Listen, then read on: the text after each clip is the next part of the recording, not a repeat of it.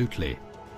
Greed, revenge, sex, madness, witchcraft, murder. Every monarch had their royal secrets.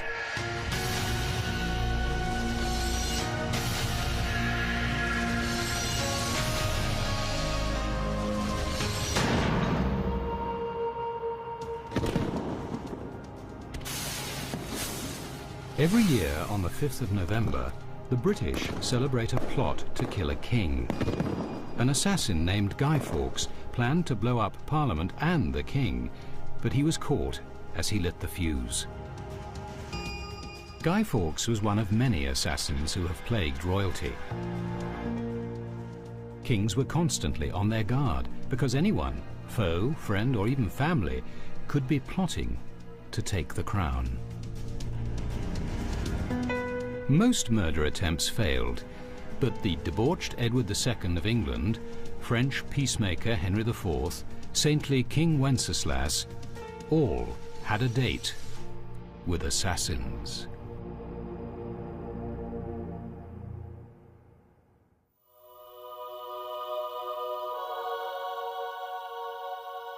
In the Czech capital of Prague, a chapel was built in the cathedral to honor the 10th century King Wenceslas. Murals on its walls depict the king's life and sudden death.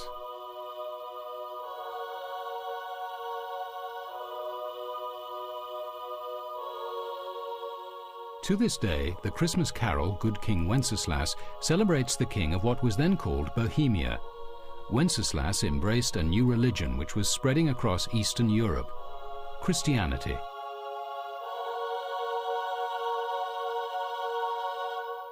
The arrival of Christianity tore families apart in the kingdom. Many still worshipped pagan idols.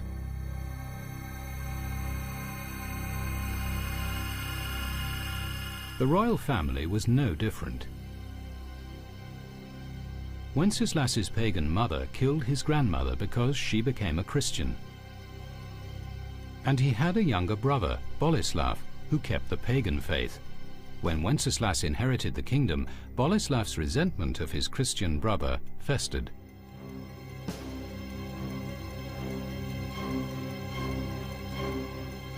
Wenceslas was so devoted to the new religion, he took a vow of chastity, guaranteeing he would never have an heir. When Boleslav had a son who would succeed when Wenceslas died, the royal line was destined to pass to the younger brother. Still, he remained jealous of the pious Wenceslas.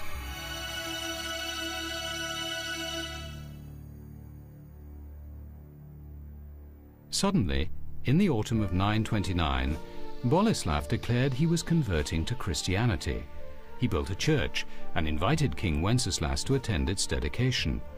The king was overjoyed at his brother's turn of conscience. He left the capital Prague to travel to the new church at his brother's stronghold, Stara Boleslav. The younger brother gave Wenceslas a warm Christian greeting when he arrived.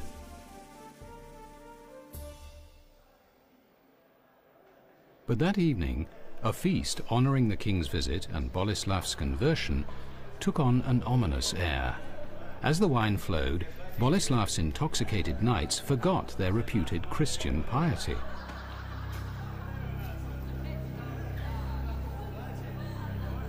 The drunken knights grew boisterous and then turned abusive as they insulted Wenceslas. His brother Boleslav did little to restrain them. Tension grew as the knights stood with unsheathed swords, but King Wenceslas's guards challenged them.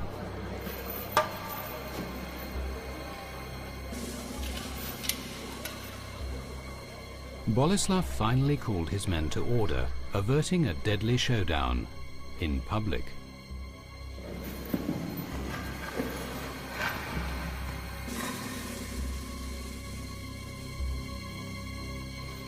When Wenceslas got up to go to bed, the drunken knights crowded around, menacing him. The king mustered all his royal authority to force his way out.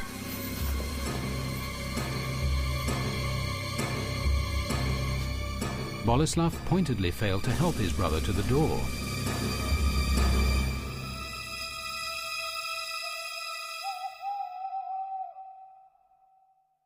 Boleslav's new church was to be consecrated the next day. The devout King Wenceslas rose early to pray, then set out to the church. He was alone. When Wenceslas got to the chapel door, it slammed shut and the bolts were drawn. Wenceslas grasped the door handle, seeking sanctuary in the holy place, as Boleslav's men surrounded him. The men grabbed the king, dragging him to his younger brother's feet. Boleslav raised his sword and declared, "Yesterday I served thee as I could. Today, behold how brother serves brother."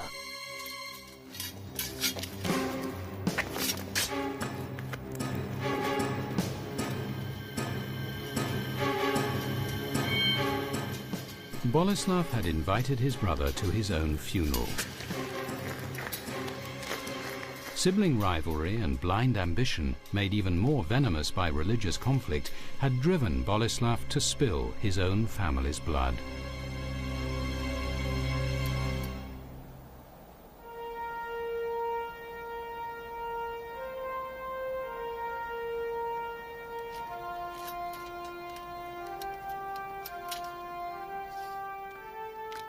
With Wenceslas dead, Boleslav seized power and vowed to rid his country of the new Christian religion.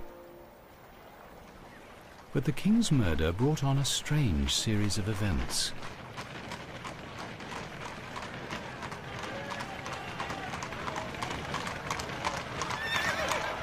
When the horse-drawn hearse bearing Wenceslas's body entered Prague, the horses suddenly stopped in front of the main prison. The driver whipped them on, but they wouldn't budge. The horses held their ground until jailers released men unjustly imprisoned by Boleslav.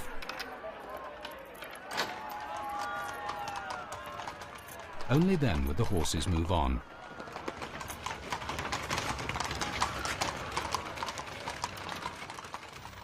Other miracles followed. It was said that the lame walked, the blind could see. When the Pope heard of Wenceslas's martyrdom, the murdered king was declared a saint.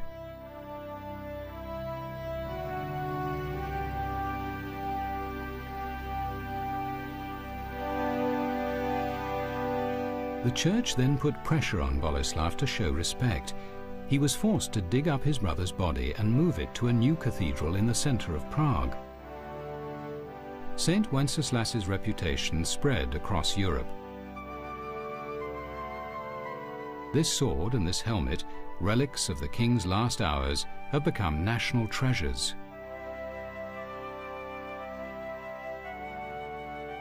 Boleslav's ambition to grab a place in history failed, as Bohemia became a Christian nation, and Wenceslas became its patron saint.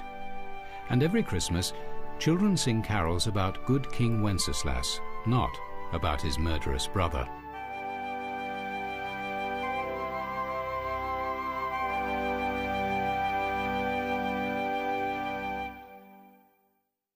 Royal assassination came not only to the saintly. The evil sometimes had their just deserts. Witness the saga of England's Edward II. This unpopular royal ruled in the 1300s. His tyrannical reign blooded by gruesome executions.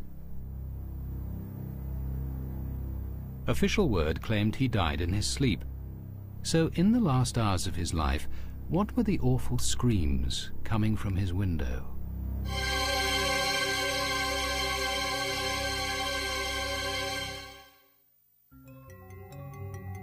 Edward flouted the rules of monarchy. He ignored senior advisors, insulted barons and nobles, confiscated their lands, and squandered the treasury on the whims of his favorites. Some of these young men were rumored to be his lovers.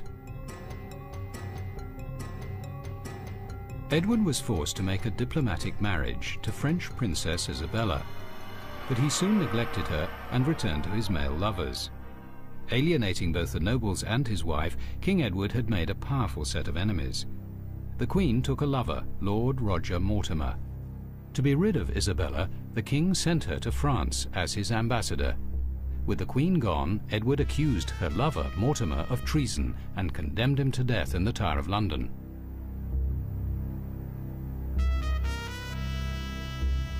The night before his execution, Mortimer invited his guards to take a last glass of wine with him. The wine was drugged, and Mortimer escaped to France to join the Queen. There, Isabella and Mortimer gathered an army of disaffected English nobles and returned to England to depose the king. A monk named Thomas Dunhead, a friend of King Edward's, later wrote about the events he witnessed. In the year of 1327 there came many knights against our Lord Edward, and foremost amongst them was his own queen. She came with her lover, Roger Mortimer, and against the will of the king, fomented rebellion against him. Arriving in London, Queen Isabella encouraged her subjects to rise up against Edward. Sick of their corrupt king, Londoners responded to the Queen's words. A frenzied mob soon ran riot in the streets. The swarm dragged one of Edward's cronies, the Bishop of London, from his horse and cut his head off with a butcher's knife. The howling mob then turned to hunt down Edward's favourite boys. They were captured, sexually mutilated, and executed.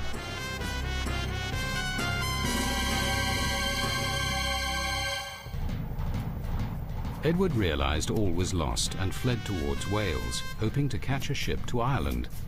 But the Queen's men overtook him before he reached the coast. King Edward II was brought to Kenilworth Castle to face the fury of his barons. Then there came to Kenilworth the bishops, earls and barons, and they recited to our Lord the King his shortcomings. He quite freely admitted that he had governed badly, and with tears and on his knees he cried for mercy for this, and asked them to pardon him. As the king bowed his head, the Lord of Edward's court broke the royal staff of office, declaring the king's household dissolved. He threw the pieces at the grovelling king. Edward's abdication meant Queen Isabella could put their young son on the throne. Since he was only a boy, Isabella and her lover Mortimer effectively controlled England.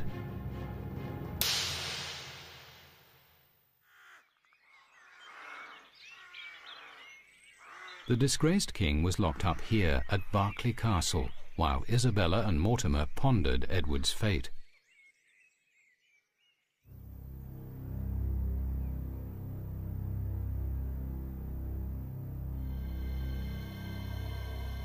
One night, Edward's friend, the monk Thomas Dunhead, slipped into the castle.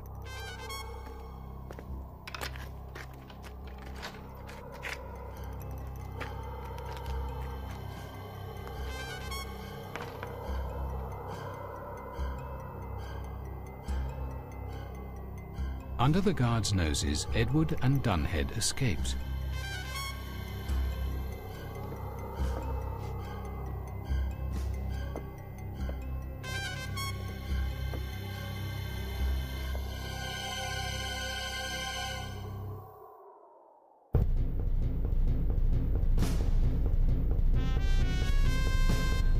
Afraid that King Edward would lead a revolt against them, Isabella and Mortimer ordered a frantic search.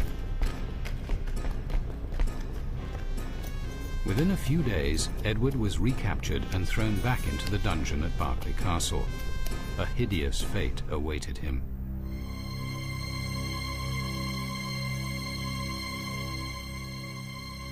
Isabella knew her position would never be safe while Edward lived. Mortimer sent a letter to Edward's jailers at Berkeley. Get rid of the king, but do it discreetly. The outright murder of a king anointed by God could easily provoke a rebellion against the perpetrators. There must be no sign of foul play.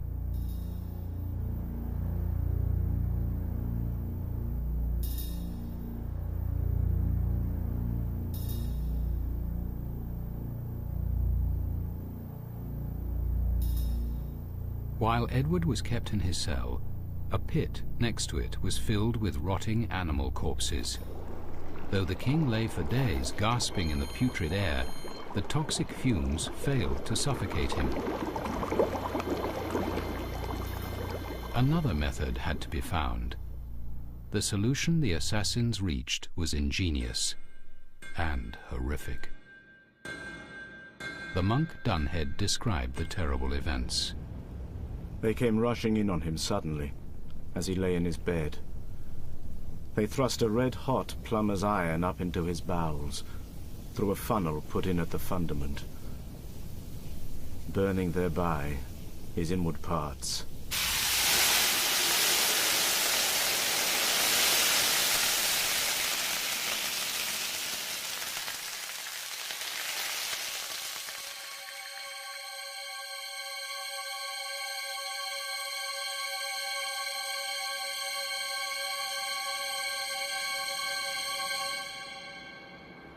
The king's death was excruciating.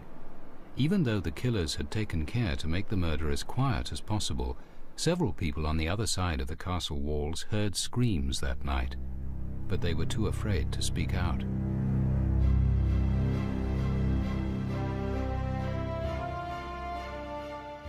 The official announcement said King Edward died suddenly. As he lay in state, no visible marks of violence were seen on his body. Edward was buried in Gloucester Cathedral, and a veil was drawn over the events. Rumours flew, but afraid of sharing the king's fate, no one dared to claim he had been murdered.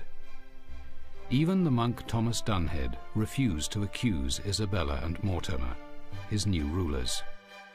With regard to the king's decease, I prefer to say no more about the matter, for sometimes lies are for the advantage of the many, and to tell the whole truth does harm.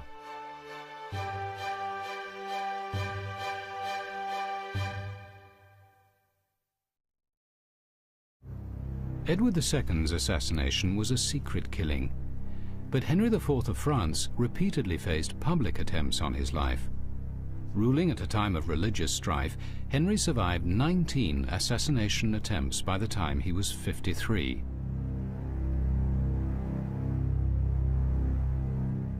The king had already been almost strangled, and a stabbing had left his face permanently scarred.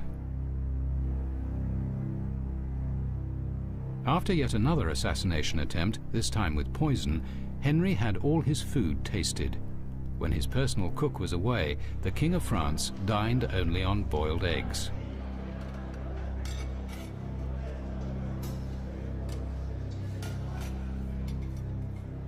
Religious conflict raged between Catholics and Protestants in 16th century France. Henry was a Protestant leader. His first marriage was to the reigning king's sister, who was a Catholic. When Henry's Protestant friends gathered to celebrate the marriage, Catholics attacked them. 3,000 were slaughtered in the infamous St. Bartholomew's Eve massacre. Later, when Henry rose to become king, he converted to Catholicism in an attempt to peacefully unite France. Known as Henry the Great, he was a successful ruler, but fanatic Catholics were still out to get him. With a long string of mistresses, his love life became public knowledge and left his first marriage in tatters. Henry IV's sexual appetite and Protestant background enraged Catholic zealots like Francois Ravaillac, an unemployed schoolteacher. Still believing the king was a heretic, Ravaillac refused to accept Henry's conversion to Catholicism. Prone to hallucinations, Ravaillac felt a divine calling to kill the king. At the beginning of May 1610, Ravaillac came to Paris and stole a large kitchen knife from an inn.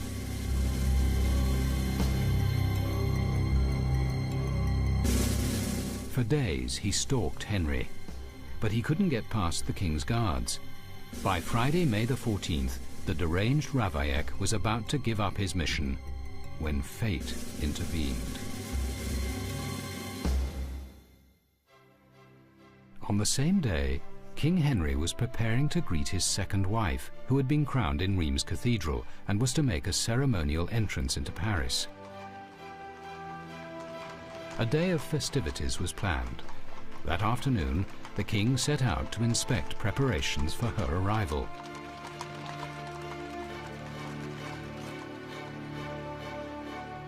It was a warm, sunny day as Henry rode in an open carriage. He left the Louvre Palace and moved along the Rue Saint-Honoré before turning into the Rue de la Ferronnerie.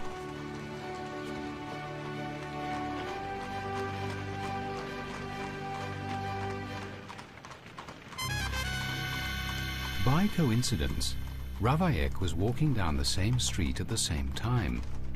As the king's carriage passed, Ravaillac realized a God-given opportunity had come his way. Henry and his companion were completely unaware of any danger to the king. After surviving 19 attempts on his life, Henry's luck was finally running out.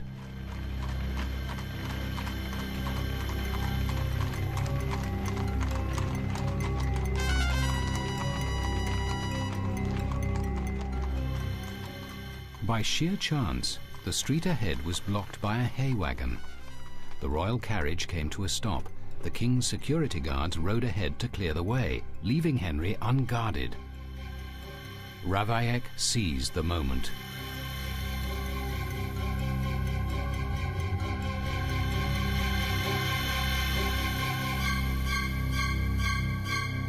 He plunged the knife into Henry's chest, just above his heart.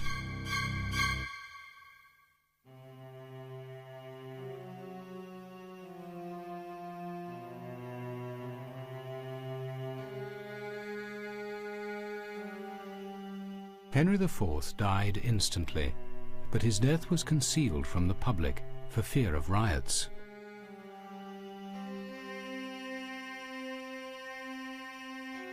After so many attempts on Henry's life, an assassin had finally succeeded.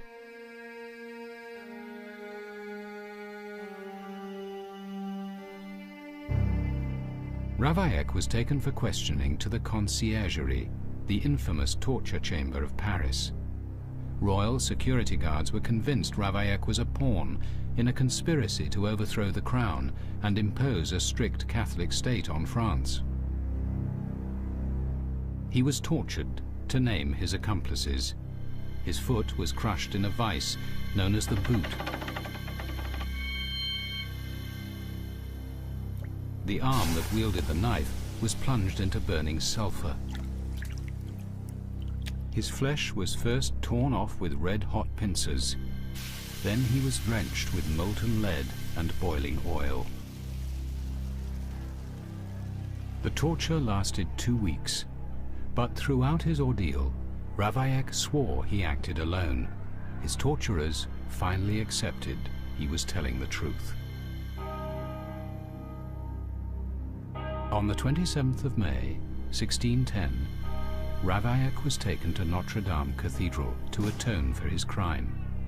Then he was led here to the Place de Grève, the public execution square. A huge, furious crowd was waiting. The assassin's arms and legs were roped between 4 strong horses. They pulled in opposite directions.